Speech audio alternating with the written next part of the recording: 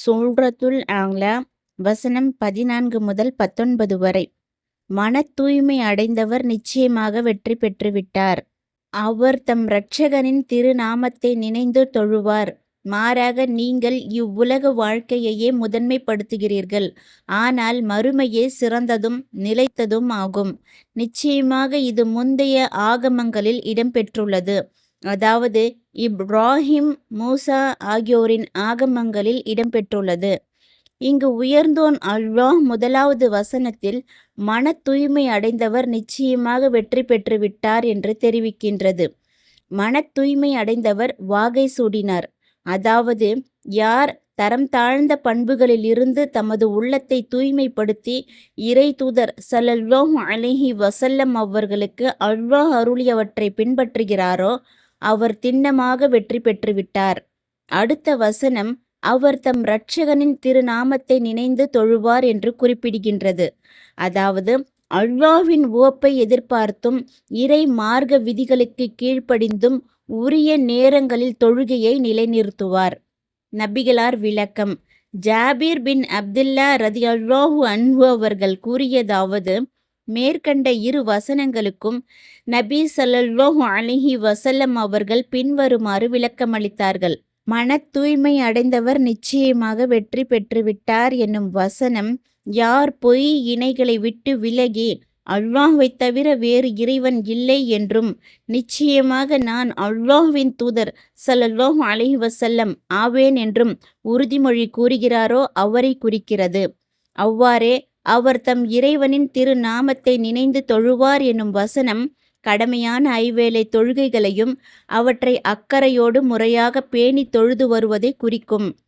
இப்னு Abbas ரதியல்லாஹு அன்ஹு அவர்களும் மேற்கண்ட இரண்டாவது வசனம் கடமையான ஐவேளை தொழுகைகளையே குறிக்கிறது என குறிப்பிட்டுள்ளார்கள். இப்னு ஜரீர் ரஹ்மத்துல்லாஹி அலைஹி அவர்கள் இந்த கருத்தையே தேர்வு செய்துள்ளார்கள். இறை நம்பிக்கையாளர்களின் தலைவர் உமர் பின் அப்துல் அசீஸ் ரஹ்மத்துல்லாஹி அலைஹி அவர்கள் நோன்பு பெருநாள் தர்மத்தை வழங்குமாறு மக்களுக்கு ஆணை பிறப்பித்துவிட்டு மேற்கண்ட இரு வசனங்களையும் ஓதுவார்கள்.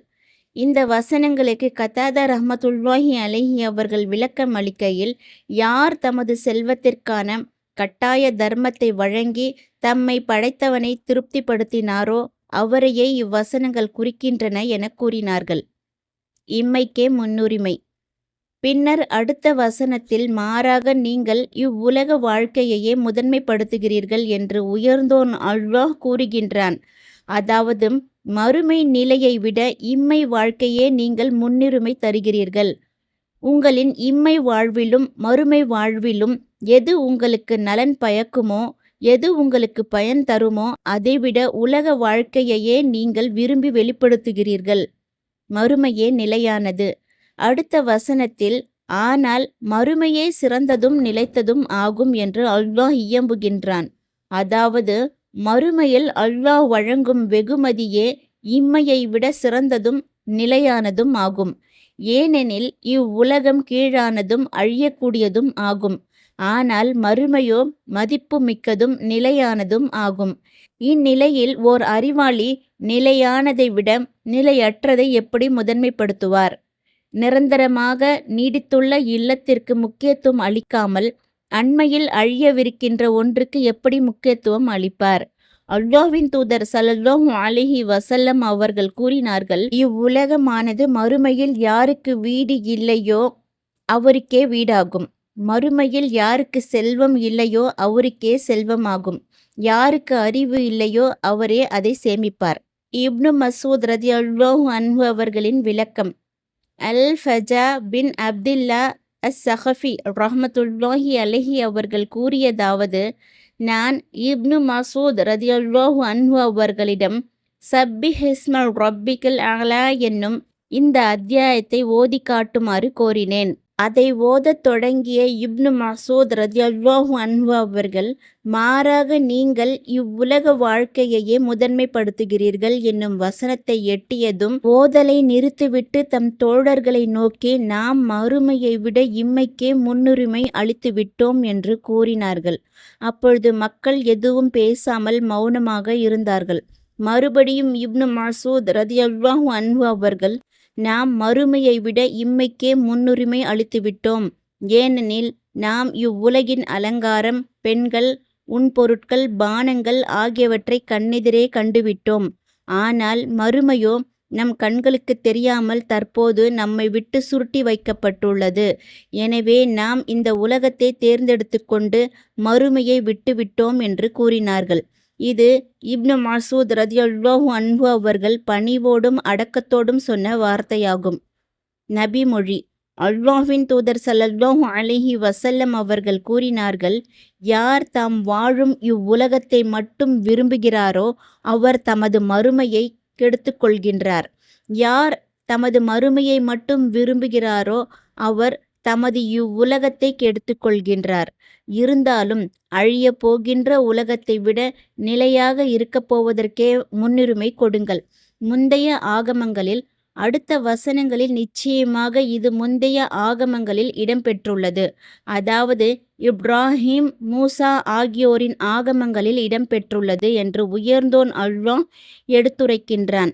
இந்த அத்தியாயத்தில் இடம்பெற்றுள்ள வசனங்கள் அந்நஜ்ம் அத்தியாயத்தில் இடம்பெற்றுள்ள பின்வரும் வசனங்களை போன்றவையாகும். அல்லது மூசாவின் ஆகமங்களில் உள்ளவை அவனுக்கு அறிவிக்கப்படவில்லையா? முழுமையாக நிறைவேற்றிய இப்ராஹிமின் ஆகமங்களில் உள்ளவையும் அவனுக்கு அறிவிக்கப்படவில்லையா? அதாவது பாவியான எவரும் மற்றவரின் பாவத்தை சுமக்க மாட்டார். மனிதனுக்கு அவன் முயற்சி செய்ததை தவிர எதுவும் கிடைக்காது. அவனுடைய முயற்சி பின்னர் அவனுக்கு காட்டப்படும். பின்னர் அவனுக்கு நிறைவான பிரதிபலன் வழங்கப்படும். நிச்சயமாக அனைவரும் போய் சேர வேண்டியது உம்முடைய இறைவனிடமே. அதாவது அல் அலா அத்தியாயத்தில் உள்ள இவை அனைத்தும் இந்த ஆகமங்களில் இடம்பெற்றவை ஆகும். அவ்வாறே இக்ரிமா ரஹ்மத்துல்லாஹி அலைஹி அவர்கள் மேற்கண்ட இரு வசனங்களுக்கு விளக்கம் அளிக்கையில், சப்பிஹ் இஸ்ம ரப்பிக்கல் அலா என்னும் இந்த அத்தியாயத்தில் இடம்பெற்ற வசனங்கள் முந்தைய ஆகமங்களில் இடம்பெற்றவை என்று குறிப்பிட்டார்கள். அபுல் ஆலியா ரஹ்மத்துல்லாஹி அலைஹி அவர்கள் இந்த அத்தியாயத்தில் இடம்பெற்றுள்ள தகவல்கள் முந்தைய ஆகமங்களில் இடம்பெற்றுள்ளன என்று விளக்கமளித்தார்கள். இப்னு ஜரீர் ரஹ்மத்துல்லாஹி அலைஹி அவர்களின் தேர்வு. இவற்றில் இப்னு ஜரீர் ரஹ்மத்துல்லாஹி அலைஹி அவர்கள் தேர்வு செய்த கருத்தாவது, மேற்கண்ட வசனங்களில் இடம்பெற்றுள்ள இது ஹாதா என்னும் சுட்டுப் பெயர் சொல்லானது அதற்கு முன்னர் இடம்பெற்றுள்ள மன தூய்மை அடைந்தவர் நிச்சயமாக வெற்றி பெற்றுவிட்டார். அவர் தம் இரட்சகனின் திருநாமத்தை நினைந்து தொழுவார். மாறாக நீங்கள் இவ்வுலக வாழ்க்கையையே முதன்மைப்படுத்துகின்றீர்கள். ஆனால் மறுமையே சிறந்ததும் நிலைத்ததும் ஆகும் என்னும் வசனங்களை சுட்டுகிறது.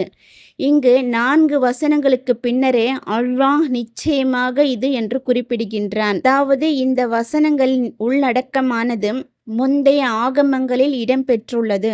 அதாவது இப்ராஹிம், மூசா ஆகியோரின் ஆகமங்களில் இடம்பெற்றுள்ளது என குறிப்பிட்டுள்ளான். இப்னு ஜரீர் ரஹ்மத்துல்லாஹி அலைஹி அவர்கள் தேர்ந்தெடுத்த இந்த கருத்தே வலுவானதும் அழகானதும் ஆகும். கதாதா, அப்துல் ரஹ்மான் பின் ஜைத் ரஹ்மத்துல்லாஹி அலைஹி ஆகியோர் வாயிலாகவும் இதை போன்று அறிவிக்கப்பட்டுள்ளது. அல்லாஹ்வே நன்கறிந்தவன். அல் அலா அத்தியாயத்தின் விளக்க உரை இத்துடன் நிறைவுற்றது. புகழும் உதவியும் அவனுக்கே உரியன. நல் வாய்ப்பும் பாதுகாப்பும் அவன் மூலமே கிடைக்கும்.